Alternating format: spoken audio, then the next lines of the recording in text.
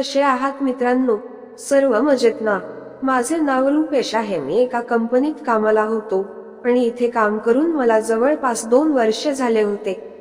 आणि याच कंपनीमध्ये मला एक मित्र मिळाला होता. सुरुवातीला त्याचे आणि माझे असेच बोलणे होत होते, पण त्याचा एक प्रॉब्लेम होता.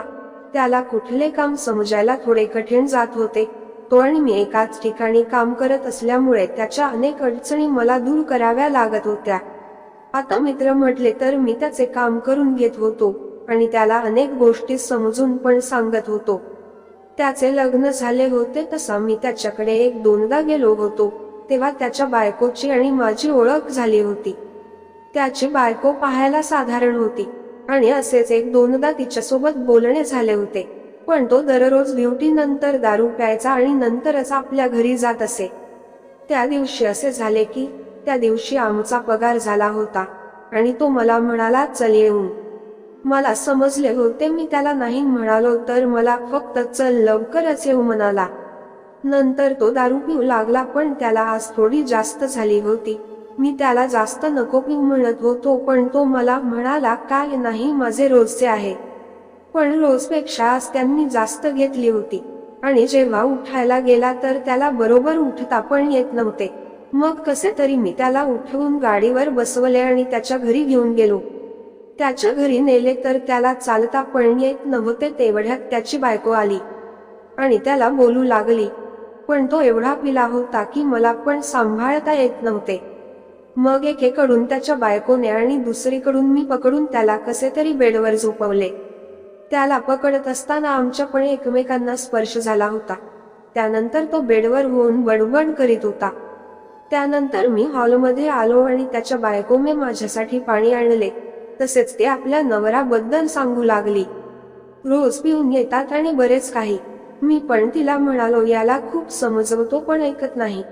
त्याला नेहमी म्हणतो, मी एवढी चांगली बायको आहे तुझी आणि तू नुसता दारू पितो असं म्हणतात. ती माझ्याकडे बघू लागली. नंतर ती मला म्हणाली, मला नेहमी तुमच्याबद्दल सांगत असतात. माझा मित्र मला नेहमी मदत करतो. तेव्हा मी त्यांना म्हणते, ते तुमचे मित्र बघा काहीच पित नाही आणि तुम्ही रोज पिता. असेच आमचे बोलणे झाले आणि जाताना मी तिला म्हणालो, कधीही माझी गरज पडली तर तुमच्या नवऱ्याजवळ माझा नंबर आहे तर मला सांगा. ती पण हो म्हणाली आणि मी आपल्या घरी आलो.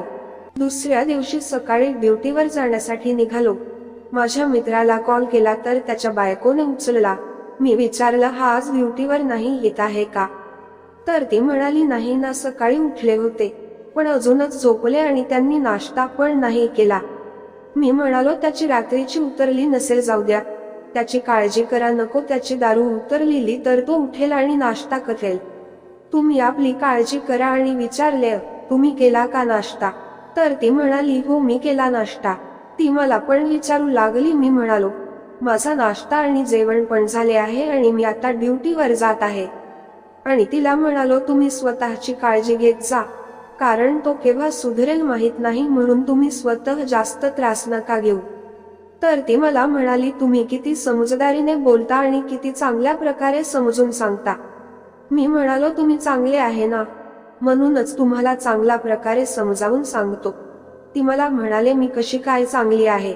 मी म्हणालो, तुम्हाला ते नंतर कधी सांगेल, आता मला वेळ होत आहे. आणि हा उठल्यावर याला सांगा माझा कॉल आला होता आणि आपल्या कामावर निघून गेलो. दुसऱ्या दिवशी तो कामावर आला तेव्हा त्याला मी खूप गोष्टी सुनावल्या तर त्यांनी चुपचाप ऐकल्या आणि म्हणाला, मला त्या दिवशी जास्तच झाली होती. संध्याकाळी आम्हाला सुट्टी झाली होती. मी बाहेर उभा होतो आणि माझ्या मित्राच्या वाट बघू लागलो होतो.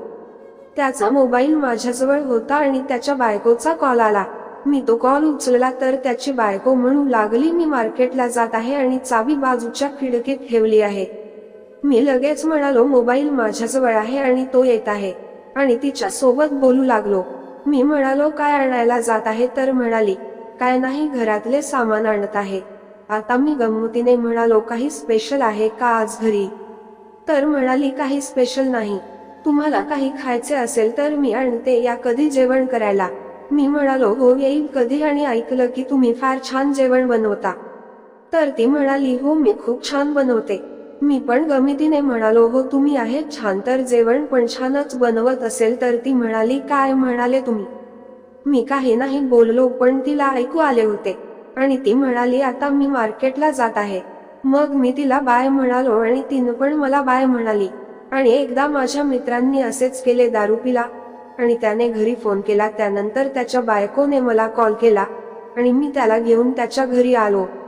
तेव्हा त्याची बायको त्याच्यावर खूप रागवत होती, पण तो काही ऐकत नव्हता. आणि ती मला म्हणाली, तुम्ही आहे म्हणून ठीक आहे, तुम्ही नेहमी माझी मदत करता. मी तिला म्हणालो, तुम्ही फार चांगले आहे म्हणून मला तुमची मदत करायला आवडते, पण तुझ्या नवऱ्याला केव्हा समजेल माहित नाही. तर ती म्हणाली, त्याला कधीच नाही समजत. आता मी पण हळूच म्हणालो, पण मला समजले आहे. माझे हे बोलणे ऐकून ती काहीच न बोलता माझ्यासाठी पाणी आणायला गेली. आणि मी तिला म्हणालो, तुम्ही स्वतःकडे लक्ष द्या, हा केव्हा सुधरेल माहित नाही. आणि तुम्हाला जर माझे गरज पडली तर मला फोन करा. आता कधी ती मला फोन करायची आणि मी पण तिला फोन करायचो. ती आपल्या घरच्या गोष्टी सांगत असे आणि तिला पण कोणीतरी हवे होते ज्याच्यासोबत आपल्या मनातल्या गोष्टी सांगू शकेल आणि आपल्या सुख दुःख वाटू शकेल. मला ती अनेक गोष्ट सांगायची आणि मला पण तिच्या गोष्टी ऐकायला छान वाटू लागले होते. असेच करता करता आम्ही आता रोज बोलू लागलो होतो आणि तसेच आमचे एक मन एकमेकाची होऊ लागले होते. आणि असेच होऊन बरेच दिवस होऊन गेले होते. आता तिच्या आणि माझ्यामध्ये फार जवळीकपणा निर्माण झाला होता आणि आम्ही मन मोकळ्यापणाने बोलत होतो. कधी कधी मित्रासोबत मी तिच्या घरी पण जात होतो, तेव्हा मला तर वेगळेच वाटायचं आणि मी गमतीने तिचे खोड पण काढत होतो. आणि तिला यावर फार छान वाटायचे, कारण तिच्या जीवनात असे दिवस परत आले होते आणि आमचे असे वागणे वाढू लागले होते. आणि एक दिवस माझ्या मित्राला बाहेर जेवण करायला जाऊ म्हणून बोलवले होते आणि म्हणाला, तू माझ्या घरी ये, नंतर आपण जाऊ. मी त्याच्या घरी गेल्यावर कळले की तो आधीच बाहेर पिण्यासाठी गेला आहे. मी त्याच्या घरी गेलो तेव्हा ती आणि मीच होतो आणि हळूहळू अंधार पडत होता. मी बसून होतो आणि ती माझ्या सोबत बोलू लागली होती. बोलता बोलता ती दुसऱ्या खोलीत गेली आणि मी पण तिच्या मागे त्या खोलीत गेलो. आता तिथे आमच्याशिवाय कोणीच नव्हते, तसेच कोणी आम्हाला रोखणार पण नव्हते. आम्ही एकमेकाकडे बघू लागलो आणि एकमेकांचे होऊ लागलो. आम्ही एकमेकांची होत असताना आम्हाला कशाचे भान नव्हते आणि आम्ही त्या वेळेचा आनंद घेऊ लागलो. आम्ही त्या आनंदात फार प्रसन्न झालो होतो आणि तिचा चेहरा अगदी पाहण्यासारखा झाला होता. तिच्याकडे बघून असे वाटत होते की तिला खूप दिवसानंतर काही गोष्टी मिळाल्या असाव्या आणि मला पण या गोष्टीमुळे अत्यंत आनंद होऊ लागला आणि आम्ही त्याच्या फार चांगल्या प्रकारे अनुभव घेऊ लागलो. असे फार वेळ चालत असताना माझ्या मित्राचा फोन आला आणि म्हणाला, कुठे आहे तू? मी म्हणालो, मी तुझ्याकडे. तो म्हणाला, थांब मी येतोस. आणि आम्ही नंतर जेवण करायला गेलो. नंतर ती मला म्हणाली, खूप दिवसानंतर मला कोणीतरी मनातले सांगणारे मिळाले. नाहीतर एकटीच होती आणि अनेक गोष्टी मनात लपवून ठेवल्या होत्या. आता नेहमी आम्ही एकमेकांसोबत बोलत असतो, तसेच आमचा आनंद व्यक्त करत असतो आणि एकमेकांच्या आणि अडचणी दूर करत असतो.